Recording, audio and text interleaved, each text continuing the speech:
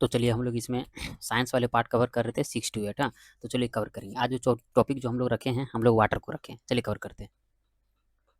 देखिए वाटर दिख रहा होगा सबसे फर्स्ट। हाँ, वाटर के बारे में हम लोग कवर करेंगे। हाँ, सबसे फर्स्ट बारेंगे जल जो है, जल क्या है? एक रासायनिक पदार्थ है। मतलब जल क्या है? एक रासायनिक पदार्थ है। मतलब जल का निर्माण जो हुआ आपको पता होगा। हाँ, मतलब जल का जो फार्मूला होता है H2O, मतलब इसमें हाइड्रोजन प्लस ऑक्सीजन जब मिलता है तब ये बन जाता है वाटर। हाँ, तो इसको देख सकते हैं। तो मतलब क्या है? जल एक रासायनिक पदार्थ है। ठीक है।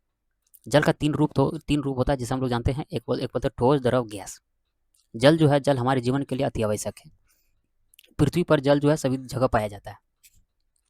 ये तो इंपॉर्टेंट है, ये एग्जाम में आते हैं अक्सर। हाँ, कि पृथ्वी का 3/4 भाग, हाँ तीन पृथ्वी हाँ एक मिनट, हाँ पृथ्वी का 3/4 जो भाग है का क्या है? वो जल से घिरा हुआ है। प्रत्येक हाँ, अगला है कि प्रत्येक जीव के शरीर में जल पाया जाता है। ठीक है। मनुष्य के शरीर के भार का देख सकते हो, मनुष्य के शरीर का भार का जो है 65% जल पाया जाता है। मानव के मस्तिष्क का देख सकते हैं कि मस्तिष्क में लगभग देखिए 85% जल पाया जाता है। मानव के रक्त में देख सकते हैं कि 79% जल पाया जाता है। फेफड़ों में देख सकते हैं कि 80% जल पाया जाता है। मनुष्य जो है वो भोजन के बिना बात करें तो मनुष्य जो है भोजन के बिना कई सप्ताहों तक जीवित रह सकता है, लेकिन जल के बिना वो मात्र केवल 6 दिन तक ही जीवित रह सकता है। कुछ जल का उपयोग की बात करते हैं, जैसे कि घरेलू उपयोग में और कृषि कार्य में जल का उपयोग। दूसरा है औद्योगिक कार्य में जल का उपयोग। चलिए घरेलू उपयोग में हम लोग जल का जो उपयोग करते हैं देख सकते हैं, जैसे कि हम लोग जल को पीने में, कृषि कार्य में, स्नान करने में, गाड़ी को साफ करने में, कपड़ों को साफ करने में, विद्यालयों को साफ करने में, बाकी जितनी भी चीज़ है, हाँ खाना बनाना ये करना, तो बाकी कहीं न कहीं जल का ही हम लोग प्रयोग करते हैं।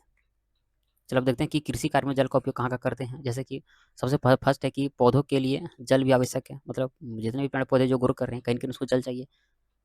अब जल चाहिए तो पौधे जल का उपयोग कैसे करते हैं? तो पौधे में जाइलम होता है। हाँ, पौधे में जाइलम ऊतक के माध्यम से क्या करते हैं के माध्यम से मिट्टी से जल को और उसके घुले हुए लवण को अवशोषण करते हैं। मैं थोड़ा जो समझाता हूँ। एक होता है जाइलम, हाँ तुरंत देखिएगा।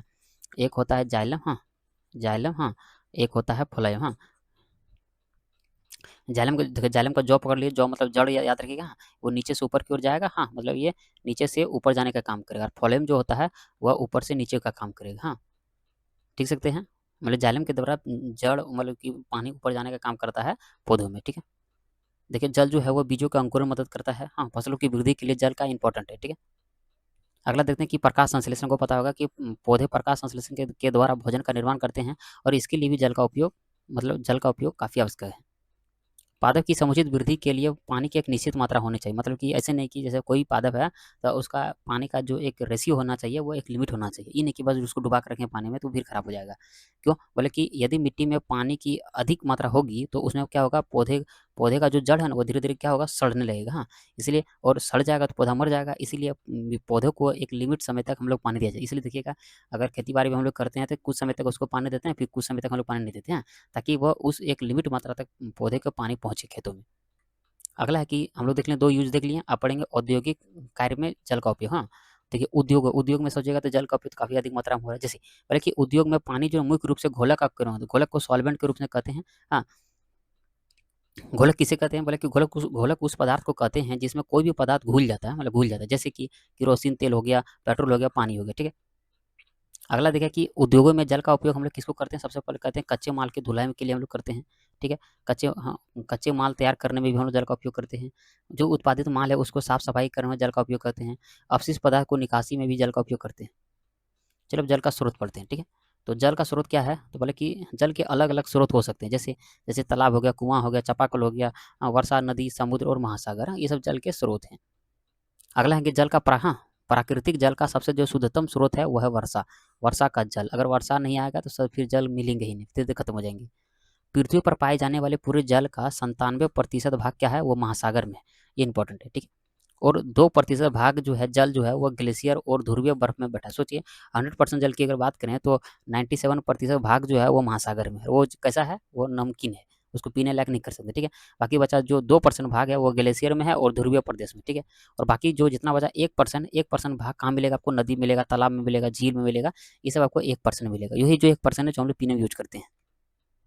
अगला दिख रहा है कि देखिए लिख रहा है कि समुद्र और महासागर का जल पीने पीने या अन्य घरेलू कार्यों जैसे कि कृषि हो गया, उद्योग की आवश्यकता की पूर्ति के लिए उचित नहीं है। अभी देखिए हम लोग पानी का उपयोग देखें कि घरेलू में करते हैं, कृषि के लिए क्षेत्र करते हैं, फैक्ट्रियों में यूज करते हैं, ठीक है। लेकिन जो ये समुद्र का या महासागर का जो जल है, हम लोग घरेलू कार्य हो गया या कृषि कार्य हो गया या उद्योगों के लिए हम लोग उपयोग नहीं करते हैं। क्यों नहीं करते हैं? क्योंकि इसमें बोला कि इसमें जो लवण की मात्रा है, नमकीन की जो मात्रा, नमक की जो मात्रा है, वो काफ़ी अधिक होती है, ठीक है।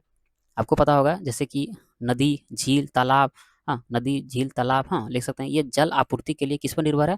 महासागरों पर निर्भर है। मतलब देखिए नदी, झील, तालाब और ये सब जितने भी हैं, ये सब का जल हम लोग पीने लायक हैं, लेकिन समुद्र का जल पीने लायक नहीं है। लेकिन ये सब इस नदी, झील, तालाब में भी जो पानी का जो सोर्स है, इसमें पानी आता भी कहाँ से है? तो वह महासागर से आता है।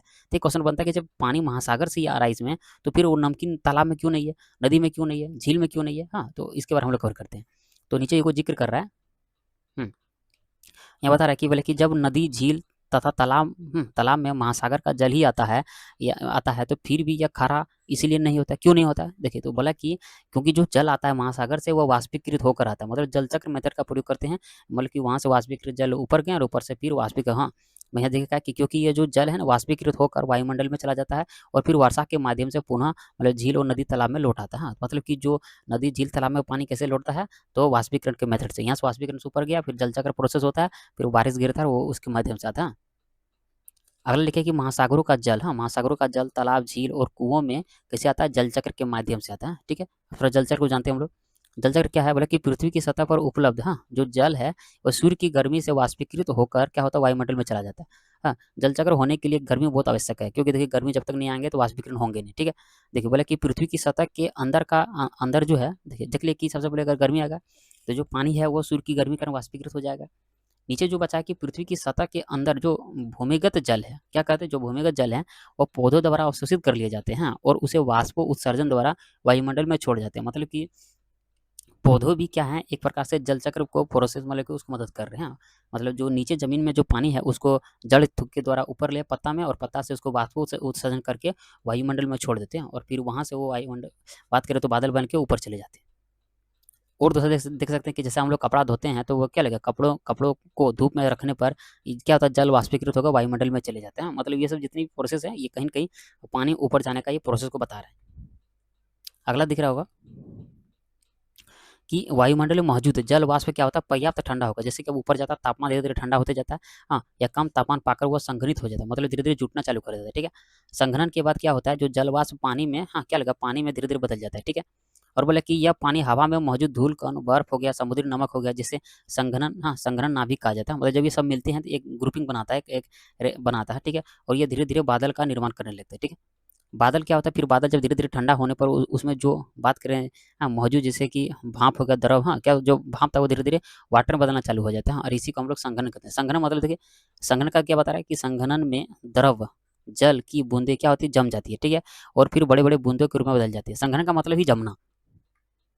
देखिए जब लिखा है कि, देखिए जब बूंदें बड़ी हो जाती है तो बादल इन्हें होल्ड नहीं कर पाता है, और ये बूंदें जमीन पर बारिश के रूप में गिरने लगती है, ठीक है।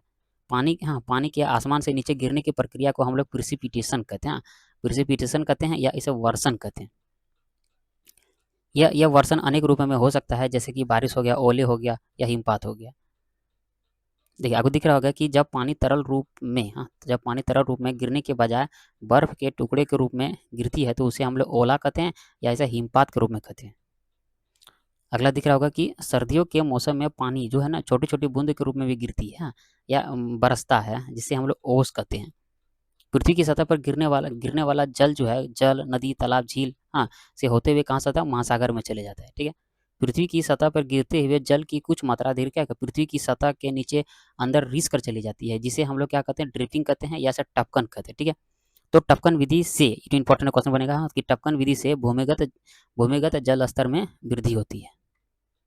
विभिन्न स्रोतों जैसे कि समुद्र हो गया, महासागर हो गया, नदी हो गया, तालाब से जल वाष्पित होकर वायुमंडल में पुनः पुनः वर्षा या हिमपात आदि के रूप में पृथ्वी पर लौटता है। ऋषि को क्या कहते हैं? जल चक्र कहते हैं। जल चक्र मतलब इधर से ऊपर जाना, यहाँ संघनन होना, फिर वापस नीचे आना, तो ये प्रोसेस चलता है। संघनन बता रहे हैं यहाँ पे। जैसे जैसे बोले कि वायु ऊपर जाती है वो ठंडी होती जाती है, ठीक है, और वह इतनी ठंडी हो जाती है कि उसमें उपस्थित जल वाष्प, छोटी छोटी छोटी जल की बूंदे, जिन्हें हम लोग वाटर ड्रॉपलेट कहते हैं, या जल कणिका के रूप में परिवर्तित हो जाता है, हाँ, इसे संघनन कहते हैं।